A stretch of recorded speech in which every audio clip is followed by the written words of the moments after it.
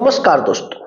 ये कहानी है उत्तर प्रदेश के प्रतापगढ़ जिले के एक गांव की। एक ऐसी कहानी उस गांव में घटित होती है जहां एक 31 साल की लड़की भाई का बदला लेने के लिए काली मां का अवतार ले लेती है। जी हाँ मेरे दोस्तों, पूरी कहानी सुनने के बाद आप डिसाइड करना और आप बताना कि गलती प्रधान की थी या उस लड़की के भाई की।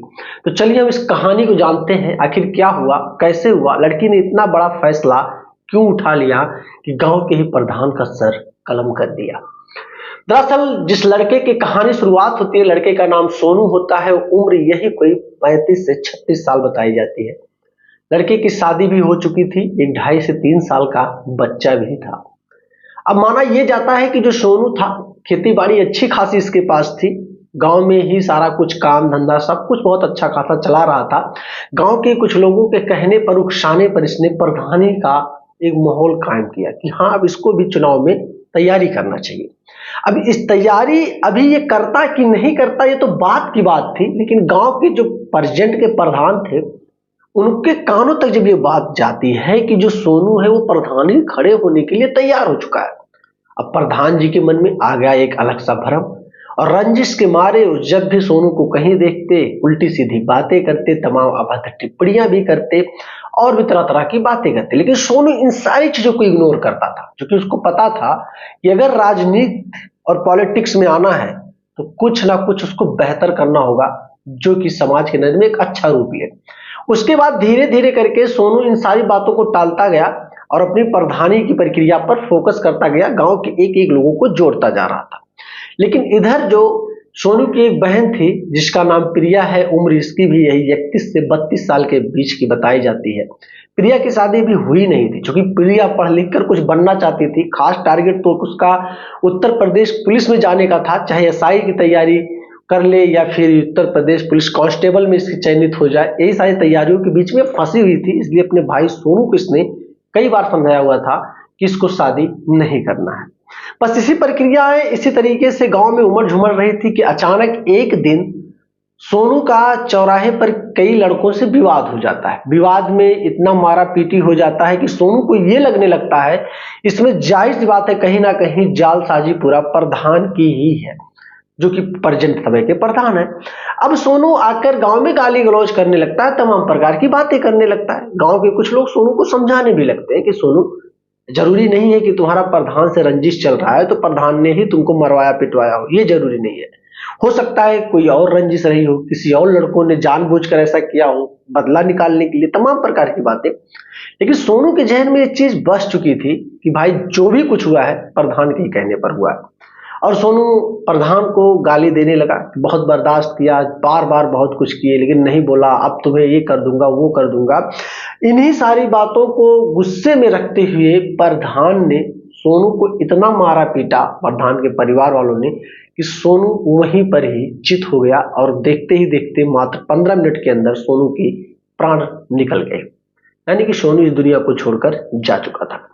अब गांव में पूरा अफरा तफरी का माहौल मच गया। प्रधान जी के जो परिवार वाले थे, प्रधान जी वहां से फरार हो गए। जब इस बात को सुनते हैं घर ही छोड़ देते हैं। उसके बाद पूरे गांव में भीड़ इकट्ठा होने लगी, तमाम प्रकार की चीजें होने लगती। लेकिन जो इसकी बहन थी प्रिया, उसको पता था प्रधान जाएगा तो जाएगा कहां। प्रिया को इस चीज की भनक लगती है तो भाई की लाश को दरवाजे पर ही छोड़कर वो घर से ही एक कोयता निकालती है, कोई ऐसा काटने वाला सब्जी वगैरह काटने टाइप, या बहुत सारी चीज गांव में अक्सर लोगों के घरों में मौजूद होता है, और उसको अपने पीछे छुपाती है। और छुपाने के बाद प्रधान की तलाश में निकल जाती है, और वो जिस जगह पे जानती थी शायद उसी जगह पर प्रधान मिलता है। अब उसके हाथ में वो बाकी को देखने के बाद प्रधान के साथ एक दो लोग और थे जो कि वहां से फरार हो गए, लेकिन प्रधान लड़ना चाहता था। उसके बाद प्रिया ने भाई का बदला लेने के लिए प्रधान को सर पे वार किया, जो कि गिर गया, फिर गले पे वार किया और धड़ से सर अलग कर देती है। उसके बाद सच में सर को लेकर उस सीधा गांव में आती है। गांव के बीचों बीच में एक जगह होता है, वहीं पर लाके रख देती है और कहती है चाहे कोई भी कानून हो, कोई भी पुलिस हो, मुझे नहीं डरना। मेरे भाई को अगर उसने मारा है, मौत की घात उतारा है, तो उसकी सजा यही होनी चाहिए जो कानून उसको नहीं दे पाता। अब गांव में एक अलग सा माहौल कायम हो गया। देखते देखते पुलिस प्रशासन टीम इतना ज्यादा मौजूद हो गई कि अब उस गांव मानो कि एकदम इतना विवादित जगह बन चुका था कि कभी उस गांव के लोगों ने ना तो उतनी पुलिस देखी थी, ना तो उतना फोर्स देखा था। बस यही सारे मामले चलते रहे, पुलिस पूछताछ करती रही। इधर प्रिया भी घर छोड़कर फरार नहीं हुई, बल्कि अपने भाई के लाश के पास बैठकर रो रही थी और कह रही थी, भैया बहुत गलत तो हुआ, लेकिन मैंने बदला ले लिया भैया। मानो ऐसा कि गांव के लोगों का यह कहना था कि उस समय के लिए 2 4 6 घंटे के लिए प्रिया का जो दिमाग था वो सच में फिर चुका था एकदम।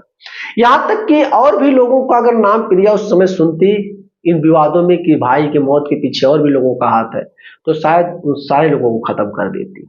जितने भी प्रधान के गांव घर वाले थे, जितने भी और भी लोग थे, अगर ये सारे लोगों भी मौजूद हो जाते या प्रिया इनको भी ढूंढ पाती, तो शायद इन लोगों को भी मौत के घाट उतार देती। लेकिन पुलिस पहुंचती है, उसके बाद प्रिया को कस्टडी में लेती है और प्रधान के लाश को, उसके सर को भी पोस्टमार्टम के लिए भेज दिया जाता है। इसके भाई के शरीर को भी वहां से उठाकर पुलिस कस्टडी में लेती है, उसको भी पोस्टमार्टम के लिए भेज देती है। रिपोर्ट दर्ज कर दिया जाता है। रिपोर्ट दर्ज करने के बाद प्रिया को थाने में ले जाया जाता है, वहां अच्छे से पूछताछ किया जाता है, कोई बदसलूकी नहीं की जाती है पुलिस के माध्यम से। उसके बाद वहां से प्रिया ने जो भी कुछ बयान दिए, जो भी कुछ चीजों को बताया, उन सारी चीजों को नोट करते हुए पुलिस ने FIR दर्ज कर लिया और प्रिया को न्यायालय में दूसरे दिन पेश कर दिया।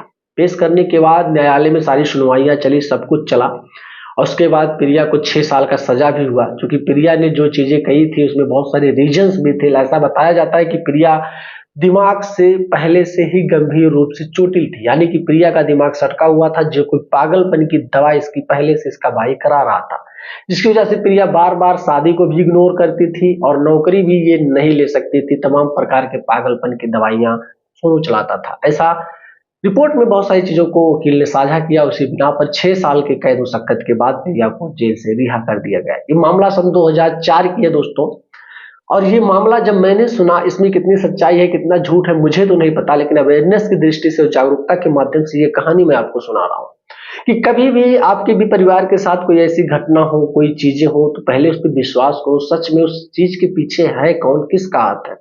ऐसा ना हो कि आपसे बहुत बड़ी गलती हो जाए। तो अगर आपने सीख लिया है, बहुत सारी चीजें आपको समझ में आ गई है, तो दोस्तों वीडियो पे लाइक करना, चैनल पे नए हो दोस्तों सब्सक्राइब करना। मिलूंगा फिर एक शानदार सी स्टोरी को लेकर के, तब तक के लिए जय हिंद।